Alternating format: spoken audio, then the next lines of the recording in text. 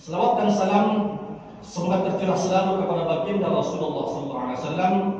Kita selaku umatnya yang hidup pada hari ini dan abad ini, mudah-mudahan senantiasa mempertahankan kecintaan kita kepada Nabi kita Muhammad dengan cara mengerjakan, melaksanakan sunnah-sunnahnya semampu mungkin, dan berusaha untuk terus mencintai beliau dengan sekurang-kurangnya kita banyak membaca selawat setiap hari. Tapi khusus pada hari Jumat dan malam Jumat, tingkatkan lagi pembacaan salawatnya, karena jaminannya adalah kata Nabi, wa inni syahidun wa syafi'un yaumal qiyamah. Bagi mereka yang memperbanyak salawat dan meningkatkan salawatnya di hari Jumat atau malam Jumat, kata Rasulullah, wa inni, sesungguhnya aku syafi'un, akan memberi syafaat, wa syahidun, dan menyaksikan nanti, bersaksi pada hari kiamat. Mudah-mudahan kita termasuk orang-orang yang akan mendapatkan syafaat Rasulullah SAW. Amin ya rabbal alamin. Hadirin kaum muslimin yang dimuliakan Allah Subhanahu wa taala, khatib berwasiat, mari bersama-sama kita berusaha untuk terus bertakwa kepada Allah Subhanahu wa taala dan meningkatkannya, sekaligus untuk melaksanakan perintah-perintah Allah Subhanahu wa taala yang belum kita laksanakan. Mungkin ada perintah Allah yang telah kita laksanakan dan juga ada yang belum kita laksanakan. Untuk itu, selagi Allah berikan kepada kita kesehatan, kenikmatan, kesanggupan, kekuatan, laksanakan perintah itu dengan sebenar-benarnya. Dan bersama dengan itu kita berusaha untuk menjauhkan apa yang dilarang Allah Subhanahu wa taala. Mudah-mudahan dengan kita melaksanakan perintah-perintah Allah dan bersama dengan itu kita menjauhkan larangan-larangan Allah, insya Allah hidup kita ini akan berbahagia, selamat dunia dan akhirat. Amin ya rabbal alamin. Hadirin kaum muslimin yang dimuliakan Allah Subhanahu wa taala, tentunya kita hari ini dalam rangka, dalam suasana melaksanakan ibadah puasa Ramadan, yang tahun ini adalah merupakan tahun dikabulkannya doa kita. Tahun lalu ketika akhir Ramadan, kita bersama-sama berdoa kepada Allah Subhanahu wa taala. Kita memohon kepada Allah, ya Allah, pertemukanlah kami dengan Ramadan tahun depan. Hari ini sudah tahun depan dan kita bertemu Ramadan tahun ini. Itu berarti doa kita diijabah oleh Allah Subhanahu wa taala.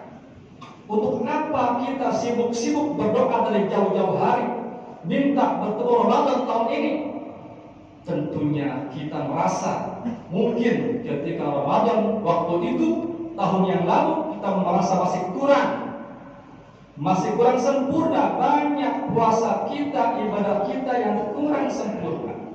Untuk itu tahun ini Allah beri kesempatan kepada kita, mari bersama-sama kita syukuri dengan cara kita manfaatkan Ramadan, kita isi dengan aktivitas kegiatan ibadah yang semaksimal mungkin dan jangan tercampur oleh keadaan-keadaan yang bisa membatalkan puasa kita. Mungkin tahun lalu kita puasanya kurang sempurna. Hari ini masih banyak waktu, insya Allah 19 hari lagi kita masih bisa berpuasa. Yang sudah berlalu puasa itu dari 1 Ramadan hingga hari ini, kita evaluasi secara pribadi. Apakah puasa saya sudah memenuhi kualitas yang sebenarnya? Apakah secara syariah puasa saya sah? Apakah hanya sah saja tapi tidak ada pahalanya? Karena ada dua cara berpuasa. Dari segi syariah sah dan tidak bisa membatalkan puasa, sah puasanya, namun tidak ada pahalanya. Ada puasa yang memang sah secara syariat tapi ada pahalanya. Ini perlu kita camkan benar-benar. Apa yang pertama? Puasa sah apa setelah dia sudah niat? Jadi sebelum masuk waktu subuh sudah niat dalam hatinya untuk berpuasa Ramadan, dan dia tidak makan, tidak minum sampai masuk waktu maghrib, dan dia benar-benar niat karena Allah Subhanahu wa taala. Dia tinggalkan yang namanya larangan-larangan puasa. Ini pentingnya. Setiap ibadah kita harus mengetahui ilmunya. Kullu man bi ghairi ilmin ya'malu a'maluhu mardudatun la tuqbal. Semua ibadah, sholat, haji, puasa, zakat, dan ibadah-ibadah yang lain membutuhkan ilmu pengetahuan. Tidak asal ikut-ikutan tanpa dasar. Untuk itu maka ilmu penting untuk kita ketahui. Ilmu puasa, bagaimana kita puasa akan diterima oleh Allah Subhanahu wa Ta'ala, maka ilmunya adalah secara syariah kita dengan cara niat di dalam hati. Lafaz niat yang terucapkan itu hanyalah merupakan tuntunan sunnah saja, namun yang wajib ada di dalam hatinya. Kalau hati sudah mengatakan aku niat puasa esok hari pada beberapa tahun ini karena Allah Ta'ala, tanpa diucapkan dengan mulut, hatinya berkata-kata, maka sah secara hukum.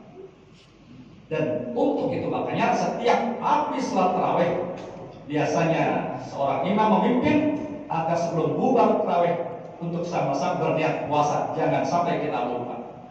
Kalau sampai kita niat di malam hari sampai pagi hari, maka bisa dipastikan secara syariah puasanya tidak sah. Untuk itu maka kita menjaga-jaga di awal Ramadan. Biasanya kita niat 1 bulan penuh. Menurut Imam Malik boleh. Imam Syafi'i tiap-tiap malam 1 malam niat, 1 malam niat, 1 malam, dan ini sampai 1 bulan lamanya berturut-turut. Bahkan dari mulai kita buka maghrib sudah boleh niat berpuasa ba'da maghrib untuk menjaga-jaga. Hadirin kaum muslimin, setelah kita niat, maka kita jauhkan larangan-larangan yang bisa membatalkan puasa kita. Hari ini banyak sekali tantangan kita, apalagi kita sudah selesai melaksanakan pemilihan umum. Ini masih banyak teriak-teriak di medsos-medsos yang menceritakan tentang keburukan-keburukan orang yang tidak pernah kita kenal. Bahkan ikut-ikutan kita men-share, membagi berita yang kita tidak tahu sumbernya. Pejabat anu, pejabat itu, orang ini, orang itu yang tidak pernah kita bertemu. Kita hanya membaca di medsos, tapi kita bantu menyebarkannya. Ini berarti kita berkontribusi dalam hal jariyah sayyi'ah. Jangan sampai terjadi. Padahal Islam mengajarkan, Nabi kita mengajarkan, tutuplah keburukan-keburukan orang Islam. Sesama Muslim harus menutup keburukannya. Ada satu hadis dari kita Muhammad SAW dari Imam Muttafaqun alaih, al-muslimun akhul muslim. Orang Islam itu bersaudara dengan Islam lainnya. La yazlimu, jangan menzalimkannya. Wa man kana fi hajati akhihi, siapa yang memenuhi hajat saudaranya yang muslim, kana Allah fi hajati, Allah akan penuhi hajat kita. Wa man farraja an muslimin kurbatan, siapa yang menolong orang muslim dari kesusahan, maka Allah akan tolong lagi. Farajallahu alaihi kurbatan, Allah akan tolong orang itu dengan cara Allah. Kemudian wa man satara musliman satarahu Allah yaumil qiyamah. Ini penting, harus hafal. Siapa yang menutup keaiban orang muslim, maka Allah akan tutup aibnya pada hari kiamat. Sangat mudah untuk membuka aib dan juga sangat mudah untuk menutupnya. Maka mari bersama-sama kita yang punya handphone masing-masing untuk memanfaatkan dengan kebaikan-kebaikan. Yang baik silahkan, yang tidak baik ditahan dan hilangkan, baik berupa kata-kata atau gambar-gambar yang masuk ke handphone kita. Jadikanlah handphone kita itu sebagai destinasi terakhir. Ada gambar-gambar yang tidak baik, delete, hapus, jangan di-share lagi ke orang lain. Jadikanlah handphone kita sebagai destinasi terakhir. Jangan jadi sumber untuk membanyakkan lagi saksi-saksi jariyah sayyi'ah. Na'udzubillah min dzalik. Ini penting. Mudah-mudahan Ramadan kita tahun ini lebih baik daripada tahun kemarin. Dan insya Allah puasa kita akan menjadi puasa yang terbaik. Satu catatan, satu pegangan yang harus kita istiqomahkan adalah ketika kita beribadah kepada Allah, baik itu sholat, haji, zakat, puasa, katakan dalam diri kita, inilah ibadah terakhir. Hari ini kita sholat Jumat, katakan inilah Jumat terakhirku di Ramadan, karena belum tentu bertemu Jumat lagi minggu depan. Hal itu penting agar ibadah kita mencapai keseriusan, kekhusyukan. Bagaimana kalau kita sedang beribadah kemudian berpikir bahwa kita masih hidup panjang lagi, maka kita akan mendapatkan satu ibadah yang kurang khusyuk. Untuk itu, maka dalam hal kita beribadah, katakanlah puasa aku tahun ini adalah puasa yang terakhirku, karena aku belum tentu berjumpa puasa lagi tahun depan. Ini penting. Jangan mengatakan aku masih akan hidup lagi tahun depan, belum tentu. Maka untuk itu kesungguhan itu penting. Jangan sampai kita menyesal ketika ingin ibadah yang terbaik tiba-tiba tidak sampai. Begitu sholat, maka dalam satu hadis dikatakan i'mal lidunyaka ka'annaka ta'ishu abada wa'mal li akhiratika ka'annaka tamutu abada. Beramalah kamu tentang duniamu seakan-akan engkau hidup selama-lamanya. Ketika berusaha untuk berdagang, berniaga, berbisnis, bersungguh-sungguh. Karena apa? Karena kita akan hidup selama-lamanya. Seakan-akan kita akan selama-lamanya hidup. Jangan sampai kekurangan harta. Silakan, itu untuk kesungguhan. Namun ketika ikmal li akhiratika, beramal untuk akhiratmu, ka'annaka tamutu ghadan, seakan-akan kita besok akan mati. Kalau kita merasa besok akan mati, maka kita benar-benar bertobat kepada Allah dengan sungguh-sungguh. Kalau punya hutang, cari orang-orang yang belum kita bayar hutangnya. Kalau kita mempunyai kesalahan kepada teman, ibu, ayah, saudara, cepat-cepat temui, minta kemaafannya, karena besok kita akan mati. Itu begitu. Mudah-mudahan dengan khutbah ini, di Jumat yang berberkah ini, kita bisa memperbaiki puasa kita. Wabil khusus, pertanyakan pada diri kita, mana yang lebih banyak antara melihat handphone yang tidak berguna dengan membaca Al-Quran. Sudah berapa juz Al-Quran yang kita baca 10 hari ini? Jika normal, kalau 1 hari 1 juz, kalau sekarang 11 hari berarti 11 juz. Itu minimal. Namun bisa tingkatkan lagi. Jika kita 1 hari baca lebih daripada 3 lembar setelah sholat, maka kita sudah hatam 3 juz. Itu caranya. Maka mari bersama, mumpung ada waktu yang tersisa kira-kira 19 hari atau 18 hari lagi, mari kita perbaiki ibadah puasa kita, khususnya kalahkan dulu handphone-handphonenya yang tidak ada gunanya. Silahkan di handphone mengaji, ada Al-Quran di HP, silahkan.